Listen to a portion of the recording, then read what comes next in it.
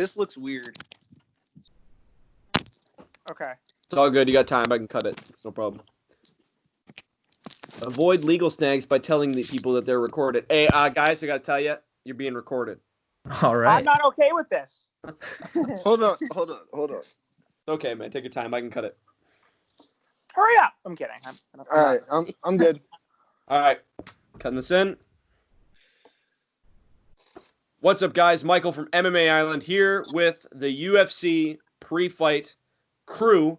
If you put it that way, we got the fight picks. That's what we're leading it to. Talking about the UFC Fight Night, headlined by Calvillo and I. Wow, what a mess this card was. But we're gonna go fight picks, fight by fight, and we're just gonna lead into the first fight. First fight, we got Zach here making the first pick. So we got Anthony Ivy and Christian Aguilera. Now, Christian Aguilera is the #1 ranked welterweight in California, and Anthony Ivy is the #1 welterweight in Texas, which is kind of odd. So anyway, Christian Aguilera is a finisher. 10 of his 13 wins are by knockout and TKO, and he hasn't shown to have the best cardio. While Anthony Ivy, he's very solid. He has good cardio, and I think this is a relatively easy fight because if Aguilera can't knock him out on the first, he doesn't have a chance to win. I'm going Anthony Ivy decision. Pretty easy pick there. Yeah, I have to agree with him. I think I swapped the way we're going with the picks, but we'll just keep it going with me next. But so I agree with Zach here. I got Ivy winning this one. I think, as you said, he's got better cardio, and even with him being a finisher, I pretty much agree with everything you say. And one thing that people didn't know is when Heinisch and Meerschaert fell out, Ivy was the person to fill in. Yeah, Heinisch. So he's been ready for a second. Yeah, so exactly. That's another great point. Is Ivy has been ready, and even stepping in, and the guy who I still think is a great fighter in Meerschaert, they had confidence of going against. They had confidence with Ivy going up against him. So I got Ivy winning this one, and but I'm gonna say probably by stoppage. We'll give it like probably second round knockout.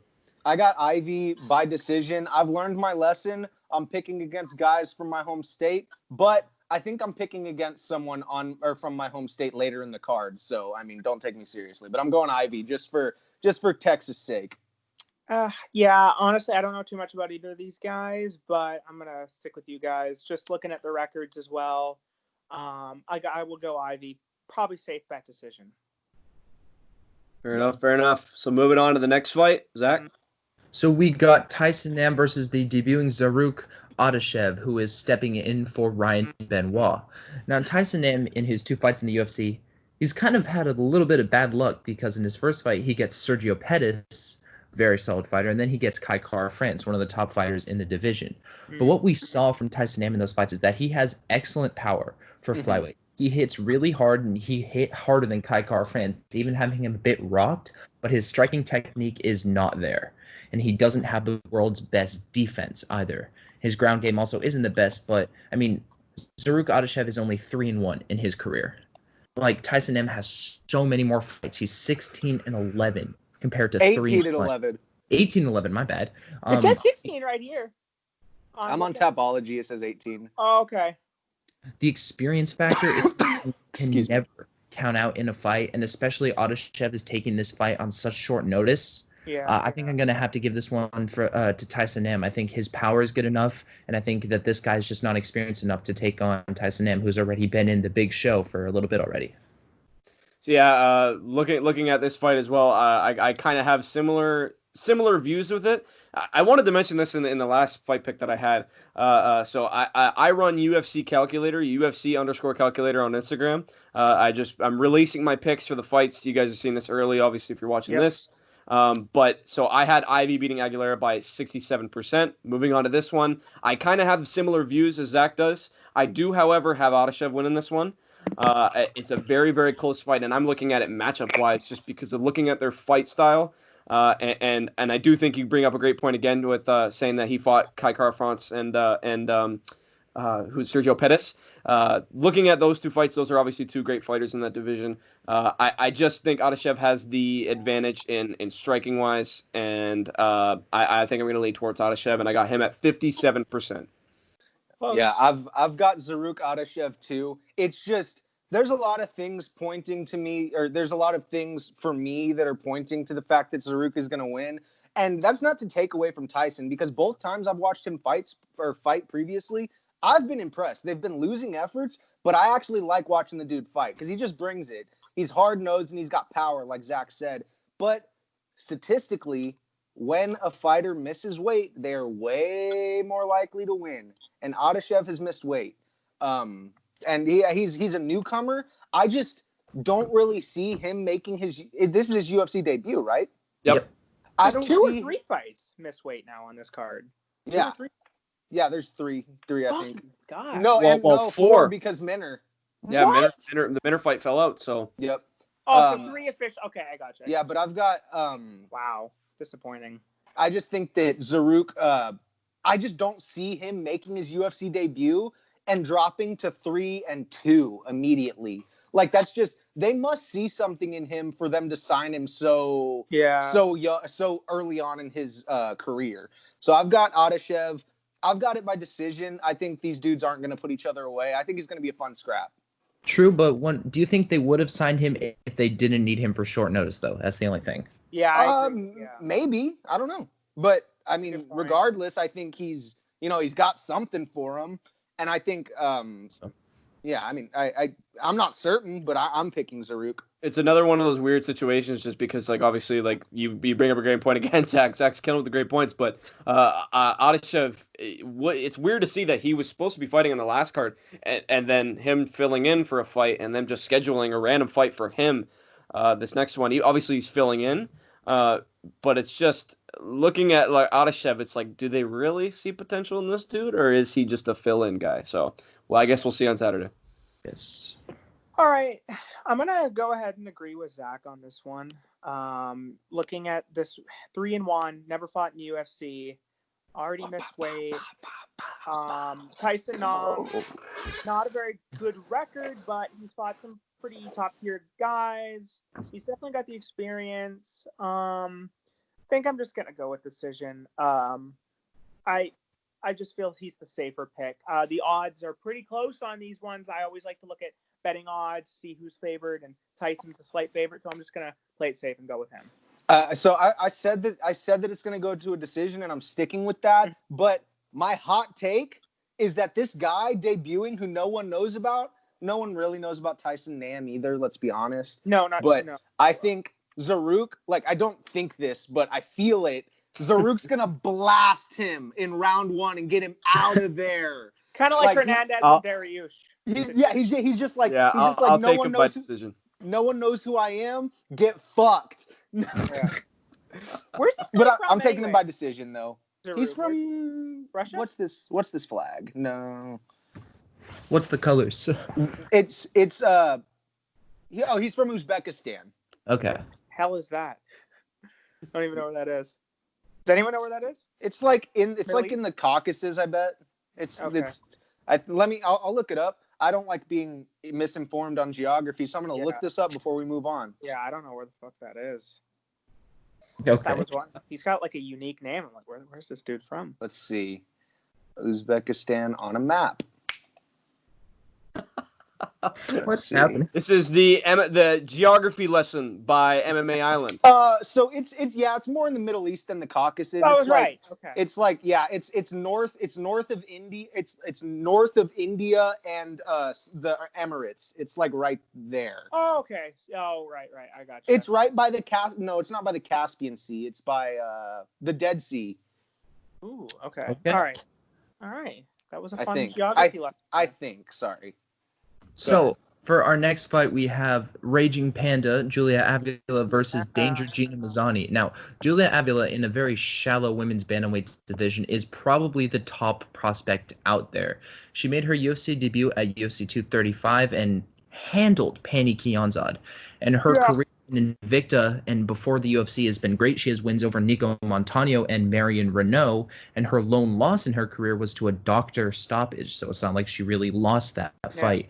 She brings good striking, an excellent ground game, and honestly, I think she's going to run through Gina Mazzani. I don't think Gina Mazzani has not been very good in her UFC tenure so far, and this is probably the easiest pick you can make on the card. Avila is probably the biggest favorite on the card for a reason, so she's like a 600 that's an favorite. easy pick for you guys. Mark that one down. Okay. Yeah, I'm gonna have to agree. I got Avila on this one.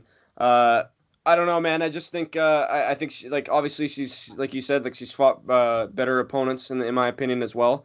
I just think Avila is a top fighter. I think she's like could be a top fighter, could lead towards that. She's definitely got the style for it.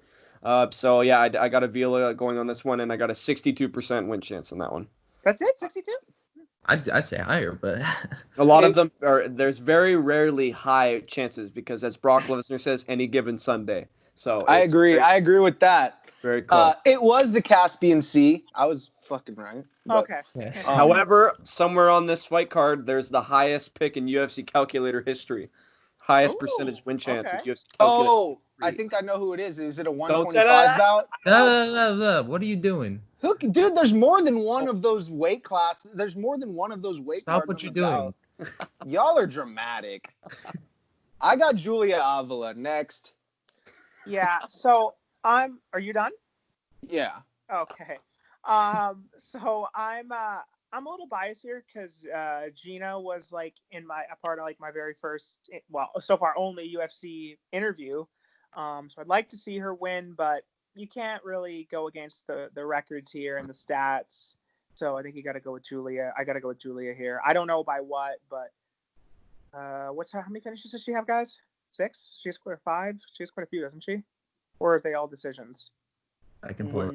You're talking about like stoppages, like yeah. I'm just wondering how many stoppages. I'm just wondering. She's got stoppages. Sure. She's got mostly stoppages. She's got like 2 or 3 decisions. All right. Well, 3 decisions, 3 TKO, 1 submission out of 7 wins. And Gina's been finished before, if I'm not mistaken, by TKO. Doctor stoppage. A doctor stoppage. Okay. So then what about Gina? Was she been finished? I think she has, isn't she? I think so. Yes. I guess I'll just go with decision to be safe. I'd like to see Gina win, but I got to go with Avila for sure on this one. I'll take submission. Okay.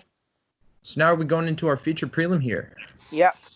Which used to be on the main card, but because of reshuffling, it is not anymore. And we got Merab Dvalishvili versus Gustavo Lopez. Now, I am a huge Merab fan. This man is insanely entertaining to watch. He has the most takedowns in UFC bantamweight history with 39. Second place, Uriah Faber with 26. A 13 takedown gap. Massive. Wow. And he also holds the record for the most takedowns in the bantamweight fight with 12 in his last bout against Casey Kenny. And also, in that fight, he did not get tired. He puts on a pace that no one can match, and he does not get tired from it. It is just simply insane to watch. And I was saying this last night.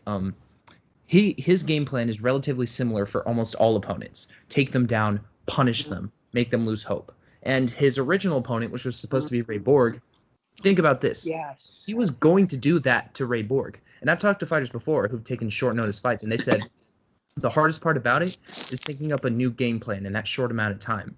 Merab doesn't have to do that. He can apply the same game plan he was going to do to Borg to Gustavo Lopez, and that way he doesn't have to worry. So I think he's going to be in a good mental place in this fight, and Gustavo Lopez, he is solid. He has good striking, good power, but I'm going to have to give this one to Merab, and it's going to be a pretty easy pick for me. Decision. So, real quick, it does catch weight here. So, did they agree on this earlier in the week, or did someone just miss weight today? Well, he was supposed to be fighting Borg, so then it, so they're, what are they at, 140 right now? I think so, because it says catch weight on my UFC thing. Yeah, I'm not sure when it was agreed, but okay, just making sure. All right. So I got Dvalishvili winning this one too. They don't call him the machine for nothing. He is his stamina machine. This dude's got takedowns, and it's crazy to think that he's got that amount of stamina with the amount of takedowns that he's got.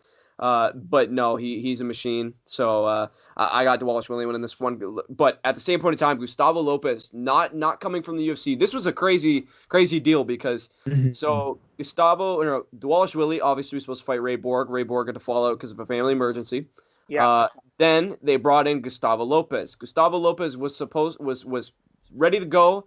His agent made a mistake.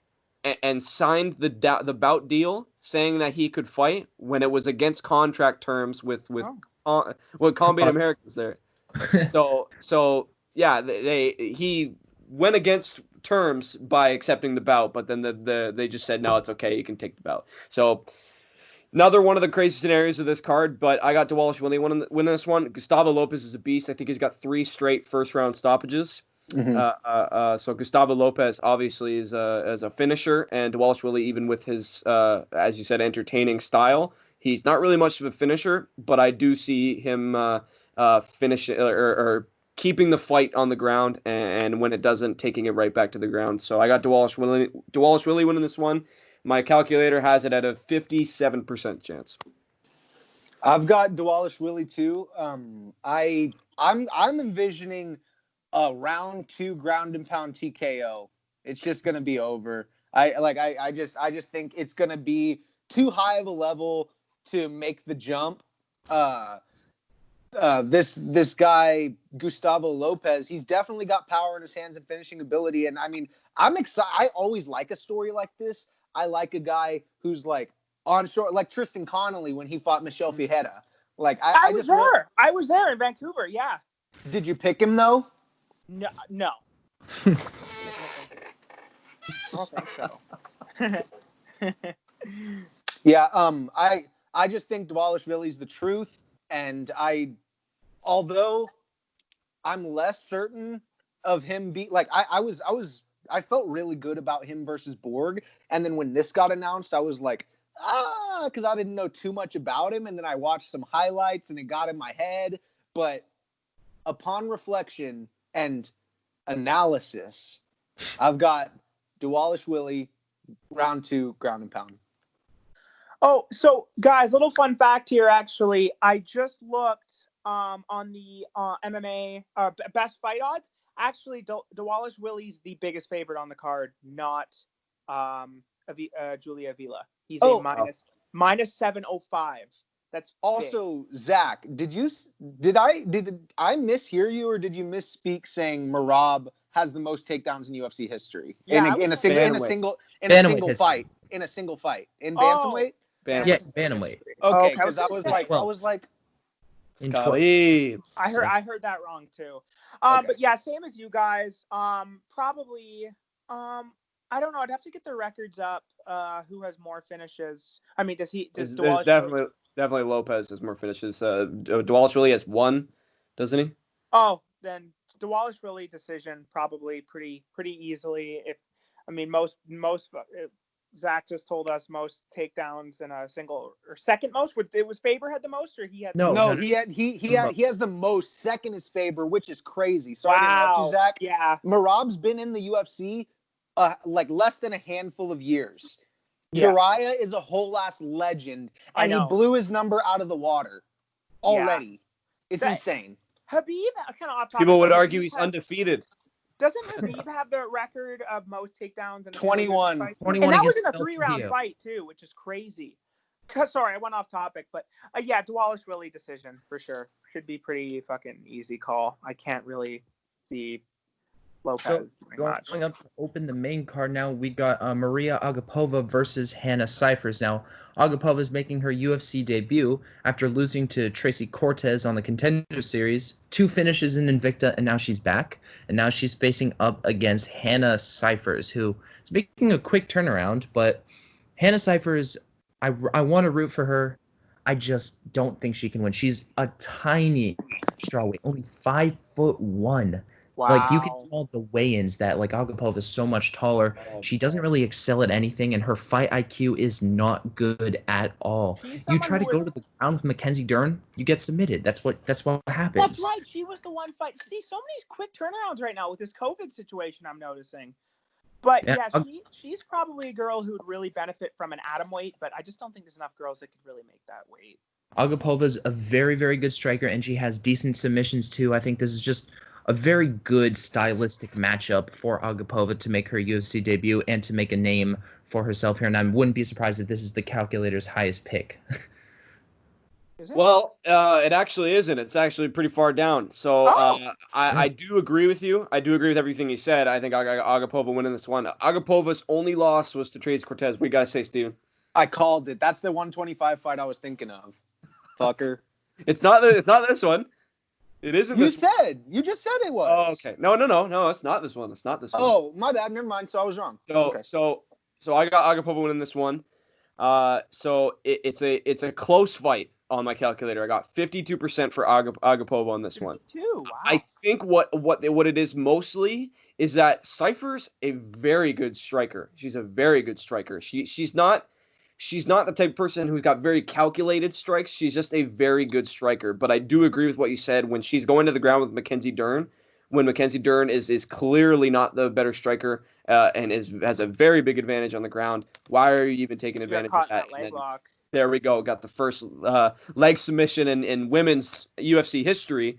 So women's in general, that wasn't just the strawweight. That was wow. That was the first knee bar in UFC women's history, which is surprising. Really in shape because for that fight. Early on in the UFC, there were so many submissions going on in women's UFC, so I'm really surprised. But the knee bar, the second half of the body is a recently new development, and the women's divisions are a recently new development, so it makes sense. Yeah. So I got Agapova winning this one. I think she lost to Tracy Cortez by decision, and then went to Invicta. I got 2 late first round stoppages. So I got her going in this one, and I'll take her by probably I'd say third round submission. I've also got Agapova by submission. I think it's going to be early. I think it's going to look a lot. I think it's going to look a lot like the Dern thing. Yeah, same. If you got anything else, Slick, or no? Okay. Mm-hmm. Yeah, then Agapova probably submission as well. Cyphers has shown kind of a bit of a ground weakness, and I can't. And a striking, not a non-understanding of striking. Not the best fight. That's IQ, exactly what I was saying. Yeah. She's a good striker. When she lands, and she's got good speed, good power, all that. She's got to know when to throw them. And that's she walks in, she puts her head in the fucking most dangerous. Like, never mind. I get it. Yeah, no, Agapova. I think that's this one. I'm surprised the calculator only has this one as a 52 because this one seems pretty cut and dry to me. So Agapova probably sub. So now I guess we're moving into our next fight, which is at bantamweight, but it's a clash between 2 flyweights in Jordan Espinoza and Mark De La Rosa. I like this one. That's a good. Yeah. It's a good fight, and this is, in my opinion, kind of the final test for Mark De La Rosa. He hasn't. He's 0-2 in UFC or 1-. No, he has 2 wins, but those wins are Elias Garcia and Joby Sanchez. You should know who they are. They're not in the UFC anymore. And he's just not shown to be very good. And I mean, granted, he's fought in good competition. Alex Perez, okay, sure, that's fine. You can lose that fight. Kai Kara France, okay, sure, go ahead. And then Julian Paiva and getting knocked out by Julian Paiva, it just kind of shows that he's not really all that good. And he's facing up against Espinoza, who's also on a 2-fight skid to Matt Schnell, Alex Perez. Mark De La Rosa, didn't he fight Tim Elliott? I think so. I think he lost that fight. Yeah, he did. He got subbed. I remember that. That was his debut fight. Sorry. And Jordan Espinoza is also quite good at submissions. 7 of his 14 wins are by submission, and he's also the superior wrestler. And I also believe that he's the superior striker, but I think that his skills on the ground compared to De La Rosa are better, so I'm going to call either first or second round submission for Jordan Espinoza. Yeah, this is a tough one. Damn. So the highest differential for UFC calculator is this fight right here. I got Jordan Espinoza at a 83% win chance, by far the highest in UFC calculator history. I got this is 100% my lock of the fight. I even think this personally. I got Espinoza winning this one. Espinoza is, like you said, has fought Alex Perez, who may even get a title shot if Benavidez and Figueiredo fall out. What? Sorry. Moreno. Yeah. So Moreno Perez and Figueiredo and Benavidez, those are top names in the division. And I see Espinoza having lost to Perez, fighting that dude, and he showed me some good things. Obviously, it was a first round submission, but he showed me some good things with distance management and all that.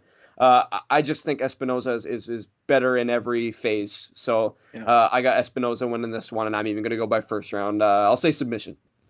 Yeah. Underdog Island, Zach stole my whole damn flow. I think that this is a cut 'em fight. Not no disrespect to either of them, just that's the situation it looks like to me. I think both guys are fun to watch, and I think it's going to go to a grind 'em out decision. But I think whoever, like Mark De La Rosa's really in hot water as far as like his standing in the UFC goes. But I think if either of these dudes lose, they could get cut, I think so especially too. especially in the financial situation that the UFC's in right now. I think they're going to trim the fat, and I think the loser of this fight has a good chance of not being in the UFC anymore. Well, yeah, Espinosa's 14-7. So Espinosa moving to 14-8, that would obviously not be very good. But moving to 15-7, that's not bad. So this is a big fight for both fighters. And I think Mark De La Rosa's in hotter water, like I said to Zach last night. Yeah, but I think Jordan Espinosa is not in too better of a position. No. I think I agree with Slick. I think this is 100% a cut 'em fight. I think either of these guys probably, I don't want to say should, but I mean, I think it's kind of hard not to cut them if they lose. Did I say I'm picking Espinosa? I'm picking Espinosa in a decision. You didn't straight up say it, but that was kind of the direction it looked like it was going. Yeah. But I think, I'm a little surprised here because the betting odds have oh, no, never mind. I was looking at it wrong. Yeah, Espinosa's about a minus 170 here on the betting odds. I was looking through the records. I think Matt Schnell, he's really good on the ground. Alex Perez, he's a beast. So, Espinosa had a pretty good streak going on for a while. I think he had like a 5-fight winning streak. And, looking at their stats, records, I think, I'm going to go with Espinosa here. And I think I'm probably going to go with the decision. Mm-hmm. Yeah. And so now we are moving to, by far, my favorite fight on the card. And the best fight on the card. Yeah, it's without a doubt the best fight on the card. We got Andre Fili versus Charles Air Jordan. I'm excited for this fight is awesome.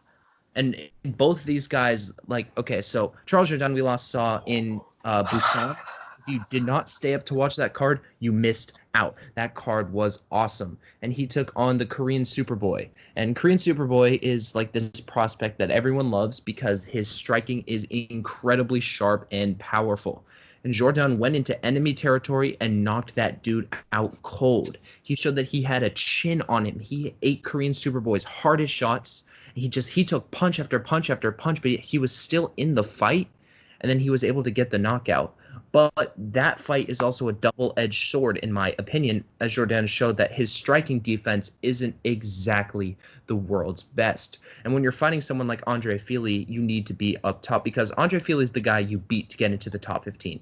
Mm-hmm. It's just what it is. That's what happened to Like in his last fight, he beat Sadiq Youssef. Sadiq Youssef gets ranked number 15. He's the guy. He's like the number 16 or 17 guy in the division, and he's just solid everywhere. He has Youssef good won striking. That fight though, right? Youssef won. He misspoke. He got beat by. I was gonna say. I'm pretty sure Youssef. I think I watched that fight. Yeah, I guess I misspoke, but yeah. It's okay. But it was a close fight, and it was a very close fight. I think Fili took a round from him, and I think Fili's striking is good. His grappling is good.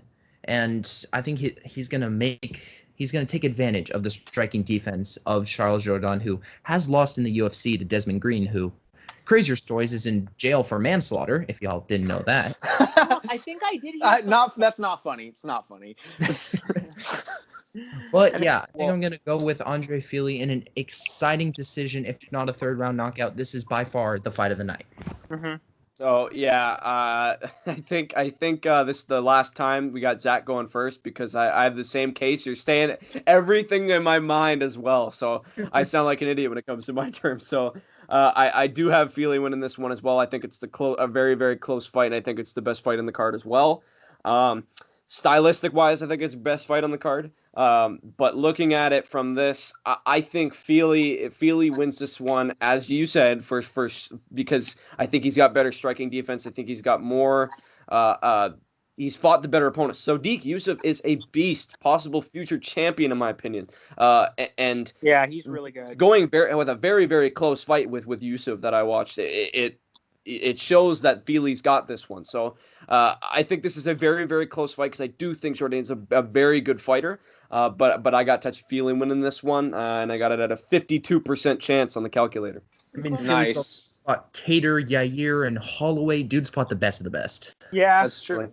he did lose to Michael Johnson, but that was a pretty decent amount of time ago. It wasn't. Yeah, that was like a couple of years ago. I'm a really big Feely fan. I'd say the card, he's probably the fighter I'm a biggest fan of, besides like maybe Vettori or Rosa or Vettori. Merab. But I also really like Charles Jourdain. Me too. And let me tell you why. There's not much to it, except he's got it. He's got the it factor, ladies and gentlemen. That dude can light up an arena in enemy territory when he just knocked out their boy. I'm telling you, he's really exciting to watch, and so is Feely. I think. Well, me and Zach were geeking about this for 30 minutes last night. Like, I think that this is going to be.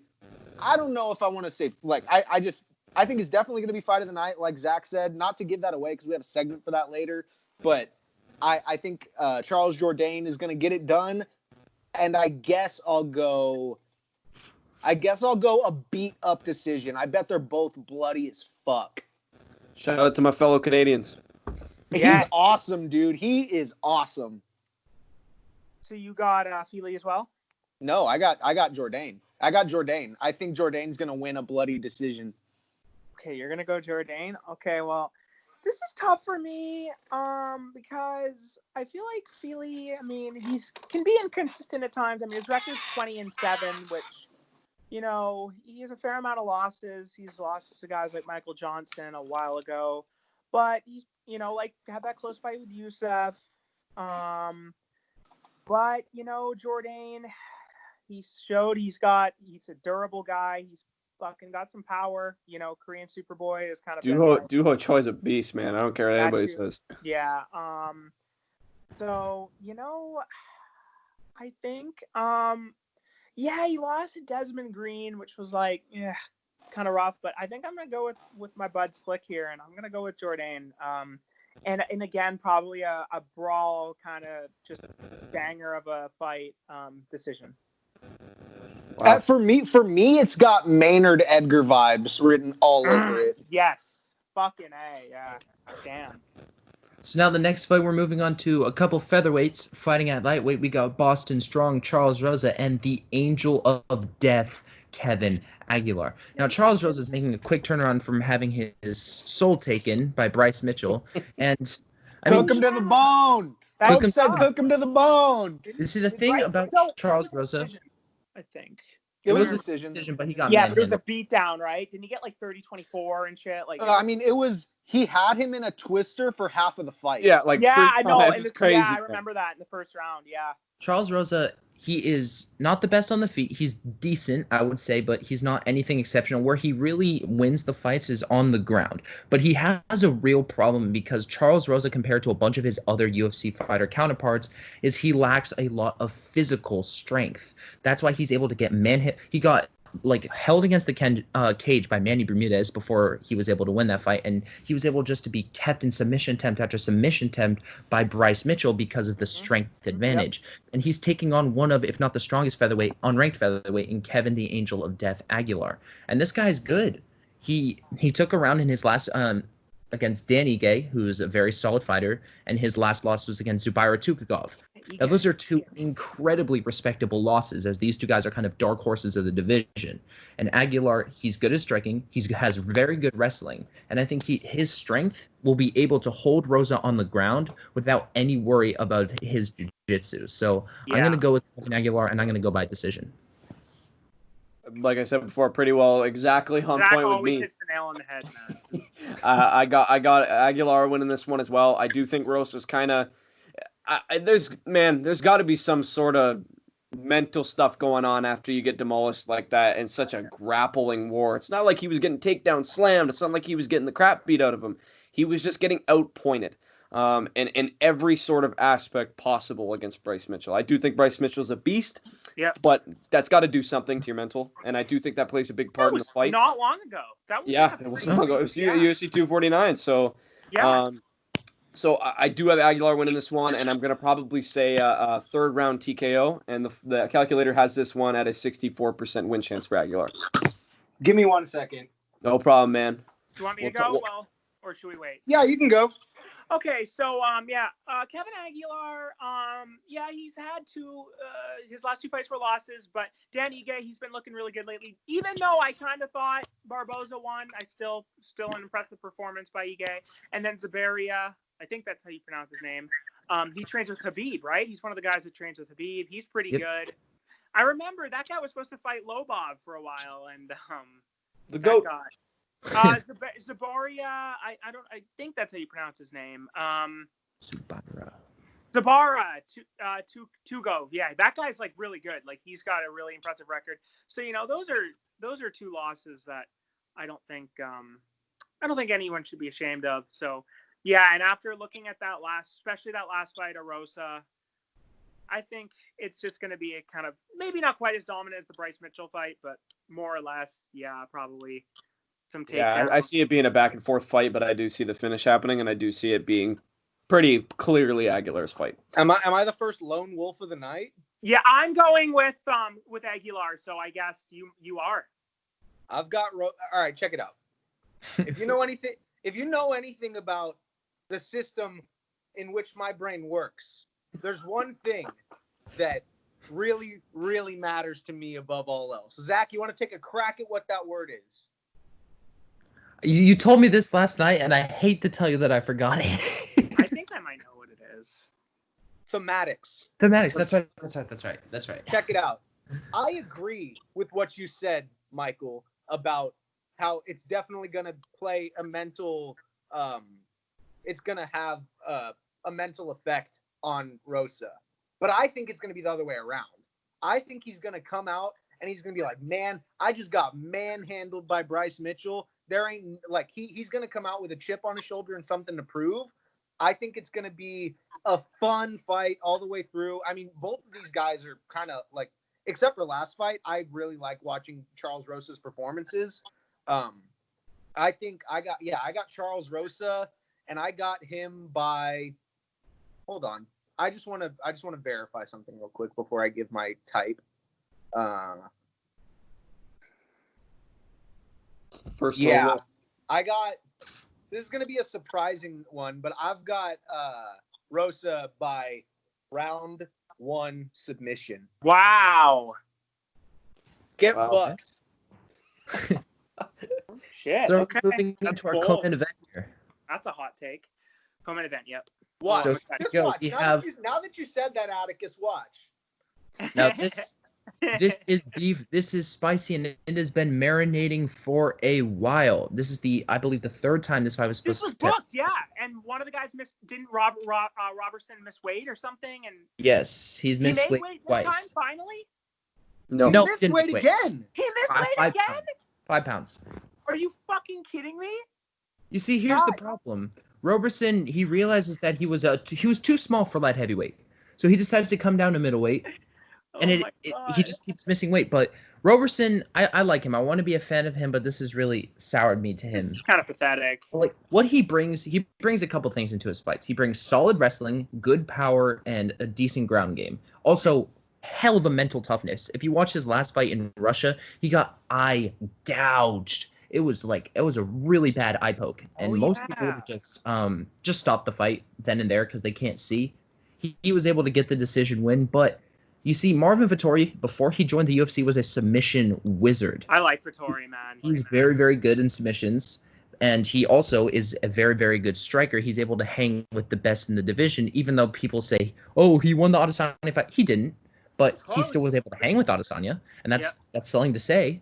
Like, he has the striking advantage. He has the grappling advantage. But we just have to see if the weight miss plays any advantage for Roberson. But I don't really think it will. I think Vettori is going to play a very distant striking game and then go in for takedowns. And I think he's going to get a submission in the 2nd round. That's a good pick. Is Adesanya undefeated? Yes. Yeah. Wrong. He's not. Oh. Vettori out here, man. I'm a huge Martin Vettori fan. So Vettori, obviously, I had a big interview with him. It was great. He's such a cool dude, and he's pissed, man. Vettori is pissed because he went at Roberson. This is the rivalry fight of the first I would say, first 6 months of the year so far. So obviously that'll cap it off. Vettori, I got him winning this one. I think this is a very, very close fight because although people are overlooking Roberson for this one, as Zach said, he's a very well-rounded fighter. I'm pretty sure he fought Ryan Spann and then submitted Spann, didn't he? Yes. So Roberson is a beast, man, but Vettori is a beast as well. I do think that this is a very, very, very good fight. When the first fight was booked, I had Roberson winning that one. Now I got Vettori winning this one. I just think Vettori is, although they're both well-rounded, I do think Vettori is the more well-rounded fighter, and I just think he's going to be able to keep his composure. And I do think this one goes to a decision, and then I got Vettori winning this one. Calculator's got it at 53% for Vettori. Okay. That seems about right to me because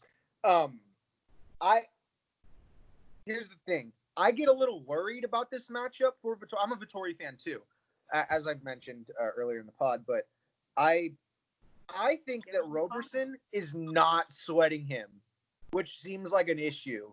Like, he seems like he doesn't give a fuck about Man, when he missed weight today, so he missed weight by 5 pounds, 5.5.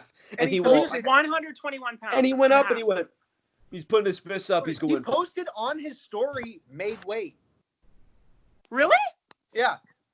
Wow. So, ridiculous. I think it could be like Roberson could have something in his back pocket and just blows us all away because he seems like he really knows something we don't. Like, he just does.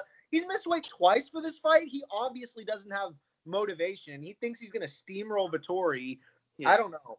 But any native Italian speakers listening, check my Italian. Vettori via pietra fredda storitore, which means Vettori via stone cold stunner.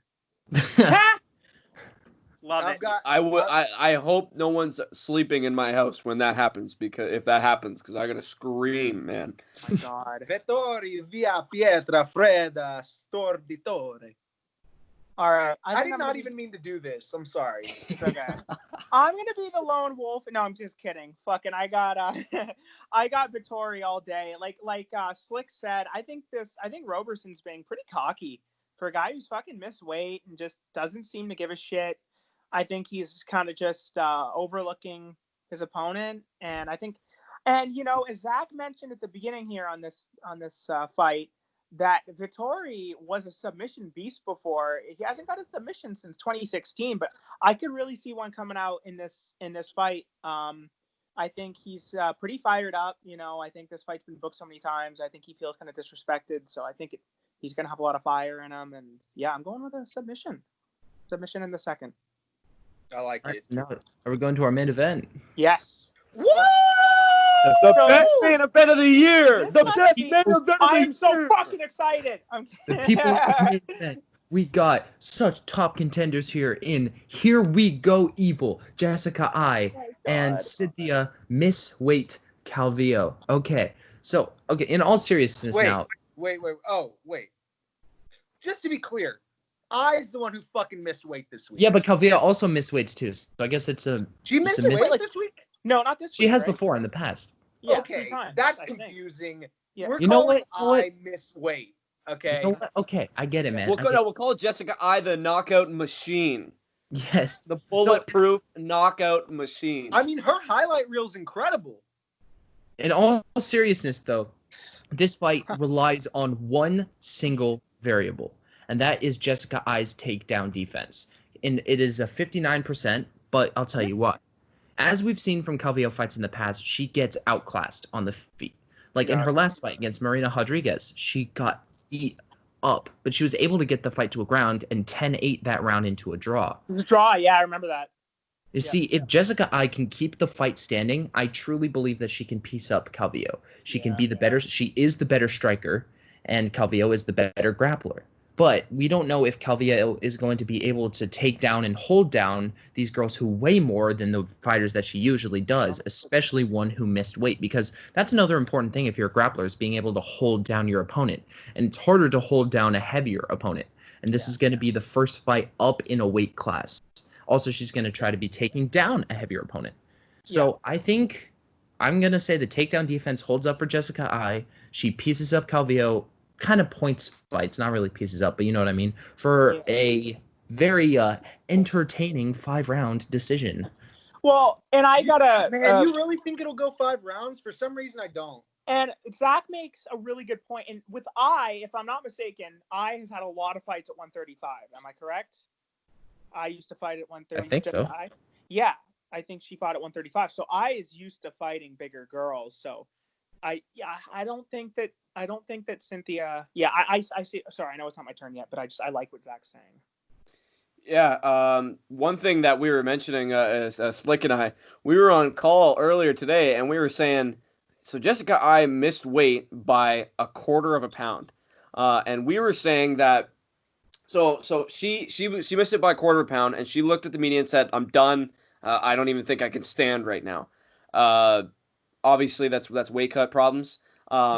So, but one thing we were mentioning, if she just shaves her head. There's no way, man. Like, if she shaved her head, that's got to be 1/4 pound. No, she could have just taken her mask off. Somebody weighed one of the masks, and it's more than she missed by. They're not allowed. They're not allowed to take off the masks. Well, they should take the mask and do a fucking accountability then. That's for the weigh-ins. That's ridiculous. Hey, are you kidding me? You're sitting up on the scale, and they say, "Nah, you're losing 30% of your pay." I'm like, bring me the shaver. Just no, I'd rip off my mask. Yeah, like dude. Well, then what? What do you get? Do you get taken off the card if you take your mask off? She had the curtain ring going up above her. She should have just looked down and went. Yeah. And then just like put it down or something. So going into the actual fight. So Jessica Ai's last fight was a decision, and it wasn't. It was clearly Jessica's fight. I think it was very close though, if I do remember correctly. So honestly, I look at Calvillo going up in a division here, and I do think that she's going to look at Ai's last fight and think that I pushed the pace. Calvillo wants to push the pace for this fight, and I do think that that's going to be a big factor. Zach said that he thinks Ai's gonna outpoint her and all that. I could see that happening, and I do think that's her game plan. I just see Calvillo being the person to go out there and dictate where the fight goes, and I think most of it's going to be on the ground. And I'm going to take Calvillo, and I'm going to take her by, I'd say, I'm going to go with a 5th round submission. I'll go with a 5th round submission, and it's a 61% chance for Calvillo. Wow, that's high. Interesting. Here's the thing about Jessica Ai. Everyone is roasting the shit out of her on social media today, for good reason. Not because she missed weight, but because of all the shit she's talked before. Yep. But here's the thing. I don't care that Jessica Ai is doing a bit or doing this persona, or like trying to not even do a persona, but like make something to make herself interesting. I don't even care that she's bad at it. I care that she overestimates her own skills and performances. I think that she's got an elevated view of what she brings to the table. Yep. And I think it's going to be to her detriment. I think that Zach's spot on about the takedown defense, but at the end of the day, I've got Calvillo because of her fucking attitude during this. I think she was like, I don't care about the weight, and that's all I needed to hear. Yeah. Okay. Not like it was a lot of weight, but that's all I needed to hear. All right, so I think all three you make really good points, but thought about it. I don't think I'm going to let Zach be the lone wolf on this one. I think smart. Y'all are probably right. Zach made a really good point about Cynthia in past fights getting really outclassed on the feet, which has happened. And this is why I kind of like going last. It's easier to kind of actually make a pick.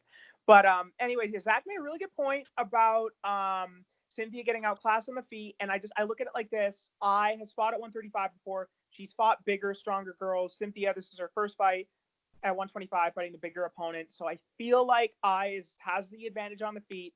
And I feel like even if she gets taken down, I don't see Cynthia really being able to hold her down. So I think this is probably going to be a fairly lackluster fight, but I'd say I will probably edge out a decision. I think it gets finished, man. I think Calvillo finishes her somehow. I don't think so. But we'll see. More thing. Jessica Ai in the past has fought actually the best wrestler in women's MMA in Sarah McMahon, Olympian, and she was able to defend 3 takedowns. So Sarah I McMahon think attempted 5 Shevchenko's a better takedowns. grappler than that chick. Grappler, but McMahon is an Olympic wrestler. Who gives a fuck about wrestling if you're putting it all together in grappling? Oh, so you're a wrestler now. I'm saying wrestling, and you can't take down. You use wrestling to take someone down for the most part. The machine. Yes, the machine, exactly. So Sorry, I didn't mean to get so aggressive. I'm sorry. If Jessica Ai is able to defend 3 takedowns from the best wrestler in women's MMA, I think she's going to be able to defend a decent amount against Cynthia Calvillo. And I also think Sarah McMahon is bigger and stronger than Calvillo is. Actually, I can. Oh, definitely, of course. See, as much as people don't like this card does have a lot of good stylistic matchups. Yeah. So it obviously, like we were saying this even before we started recording, that this card doesn't really have very many fights that can lead to title contention or even get anywhere close, other than maybe arguably Calvillo, and maybe even Roberson Vittori. I think there's better people in the middleweight division as well, but I just think that this card has a lot of very close fights.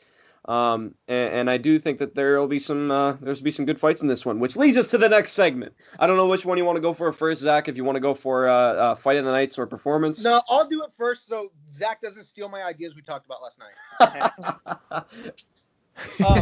But first, I want to just say, Kevin Aguilar, if you ever hear this, although I picked against you, I'm rooting for you, and I hope you bring back the win to Texas. And I hope you make me look like a fucking idiot.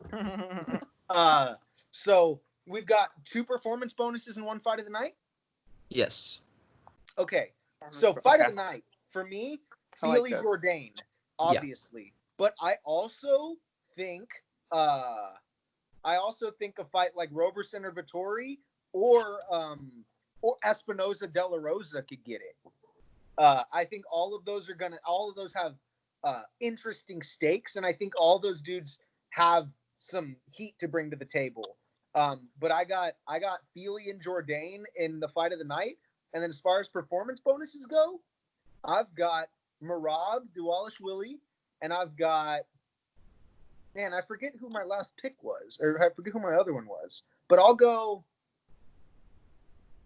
You said Rosa last night. I think I might have said Jourdain. Oh, you did. No. You said that one for fight of the night. I'm pretty sure you said Rosa last night. Yeah. Okay. No, I'll go Agapova. How about that?